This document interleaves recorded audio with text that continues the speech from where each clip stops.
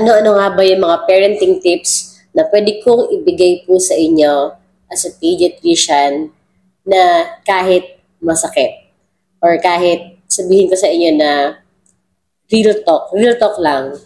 Ito, makakabuti ito sa paglago ng kaisipan ng inyong anak, makakatulong sa kanyang brain development, hindi lang sa pagiging matalino, kundi para mas maging handa siya sa laban ng buhay. The first advice that I can give you is to remind you that you are the parent. Ibig sabihin, sa inyo po ang desisyon. Ang decision making when it comes to your kids ay kailangan manggaling po sa inyo. Legally speaking, yes, sa inyo din. Like for example, kapag nagpapa-admit yung bata, hindi po manggagaling sa biyanan, sa magulang mo, sa tita mo, kahit siya pa yung magbabayad dun sa hospitalization niya, lalong-lalo na hindi dapat manggagaling sa bata. Kung siya ay 5 years old, 6, 7, basta't menor de edad, huwag na huwag yung tatanungin yung bata kung gusto niyang ma-admit. Okay? Marami akong ganito. Pag sinasabi ko sa mga magulang, mami, kailangan niya ma-admit, kailangan niya maswero, kailangan ipadaan sa swero yung gamot niya. Yung nanay noon, sasabihin niya, na-admit daw.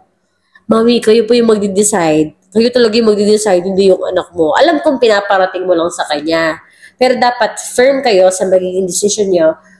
Dapat ipapa-admit niyo ba o hindi? Isa pa, sa choice of school.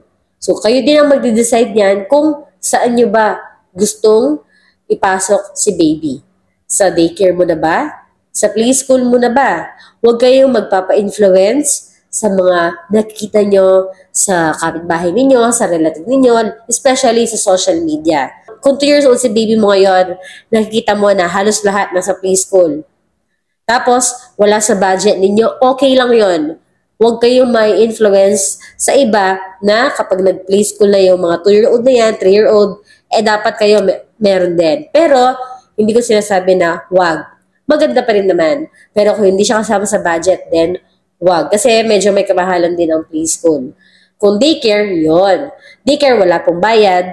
Pero may mga iba kasing mamis na ayaw sa daycare. Dahil syempre maraming mga bata and ayaw nila ng, may mga mamis talaga na ayaw nila ng maraming bata dahil nga natatakot sila makakuha ng kung ano-anong sakit. Well, choice po ninyo yon. Isa pa yung pagsunod sa mga pamahiin. Yung mga pamahiin na yan, kung kailan dapat maligo yung bata, kung ano yung papakain, and yung mga medical advice po namin, lahat ng ito ay gabay. Yung pamahiin, galing po yan sa turo ng matatanda, based sa experience po nila.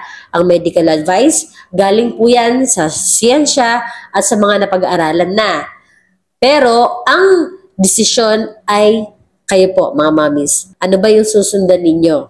Pwede naman ihalo ninyo, pwede nyo i-mix. Kayo po ang nakakaalam kung ano po yung best para kay baby. Okay? Number 2 na advice, learn to say no to your kid. Kahit toddler pa yan. Baka sabihin ninyo, bata siya, ano natin. Pwede naman siyang pagbigyan lagi. Pero kung talagang parang araw-araw na pinagbibigyan, mag-no naman kayo. Okay lang na mag-tantrums, di ba? Normal naman ang tantrums. Minsan nga kailangan nila mag-tantrums para ma-experience nila yung mga emotion na ganyan. Kapag sinabing yung gadget ay hindi pwede sa inyo, lagpas na ng 30 minutes or 1 hour, kukunin ko na. Kapag umiyak, so be it. Hayaan nyo umiyak.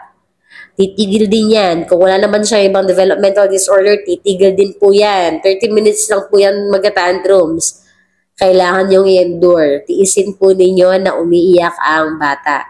Alang manaro na. Well, may mga ibang relative na pinapakalma yung bata. Sige, hayaan na natin. Hindi naman araw-araw. Pero pag araw-araw ginagawa, pinagalitan mo, and then merong to the rescue, yung mga tito, tita, lola, lolo, araw-araw yon, mawawala na siya ng takot sa inyo. Kailangan pa din may takot sa parents. Yung takot na yun ay positive, in a positive way. Hindi yung takot talaga na magiging monster ka na. Takot, which means yung may respect po siya sa inyo, alam niya yung rules, alam niya sa sarili niya na kailangan niya po kayong sundan. Okay? Number 3, mag-invest po kayo sa healthy baby at hindi lang sa health ni baby, dapat sa health po ninyo mga mommies. Kaya ang sinasabi ko lagi sa asawa ko, mag-exercise na tayo. Kailangan natin maging healthy para sa mga anak natin. At isa pa, ang lagi kong pinag-pray, hindi lang yung healthy yung mga anak ko. Kailangan healthy din ako para masigurado ko na mabantayan ko rin sila, no, mapakain ko sila ng maayos, mapaliguan ko sila ng maayos. Kasi po, ang hirap magkasakit, ang hirap para sa isang nanay or kahit sinong caregiver na ikaw ay may sakit tapos kailangan mo pang mag-alaga.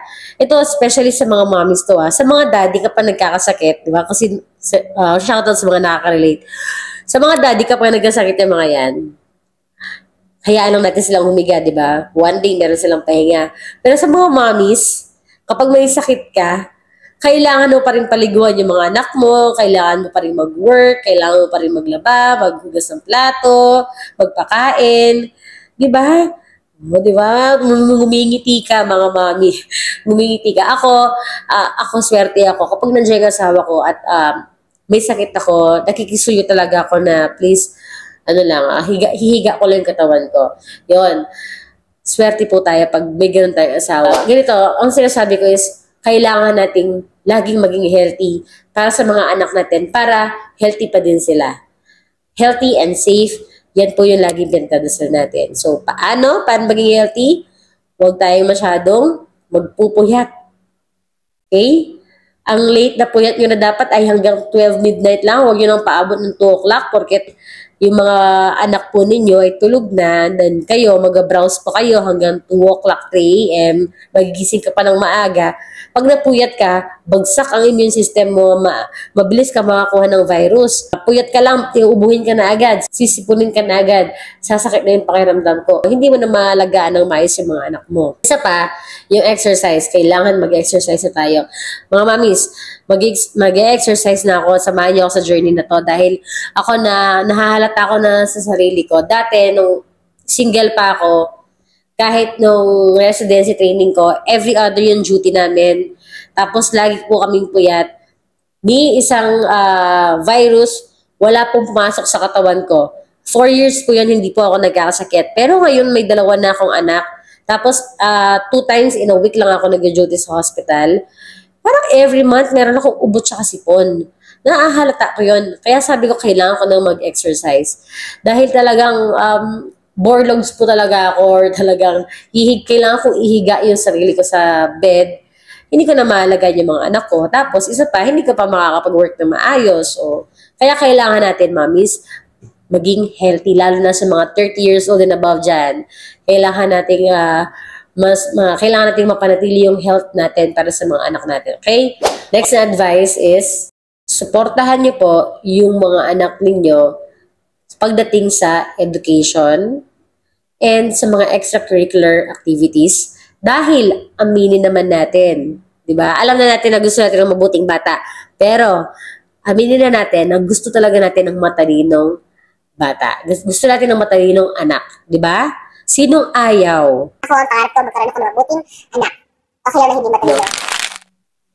Hindi, sinasabi nyo lang yan, pero alam ko sa loob po ninyo, gusto nyo rin, mabuti at matalino. Siyempre, kasama na yon. Alam ko, extra na lang to, pero kung magkakaroon ka ng opportunity, then, ibigay po natin to sa mga anak natin.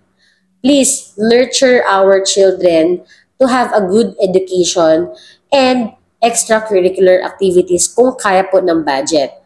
Well, kung hindi naman kaya ng budget, meron namang mga extracurricular activities na hindi kailangan gumastos. Sa mga may pera dyan, pwede nyo pong i-enroll yung mga anak po ninyo sa art class, sa swimming class, sa taekwondo, sa kahit anong sports. Sa mga gusto, budget lang or walang gastos, please, sa sports po, kailangan meron silang alam na sports, especially mga lalaki. Well, pati sa mga babae, maganda meron silang alam, basketball, biking, no? Hindi lang dapat social media, okay? Pero hindi ko sinasabi na huwag nyo silang bigyan ng gadget. Kasi syempre dahil nasa digital age na po tayo, kailangan matuto din sila ng ganon. Pero huwag naman babad. So, bigyan nyo pa rin sila ng extracurricular activities maliban sa pag-attend sa school. And last advice, please, parents, appreciate strict teachers. Hindi yung napagalitan lang yung anak mo, maghahanap ka na ng ibang section. Magra-rant ka na sa social media na pwede bang magpapalit ng ibang section. Huwag naman terror ng teacher. Alam naman natin yung difference ng strict at yung terror. Okay? Ako na-appreciate ko yung teacher ng anak ko dahil talagang disciplinarian. I like it. I like it that way dahil makakatulong po talaga ito kapag umapak na po yan ng elementary, high school, especially college.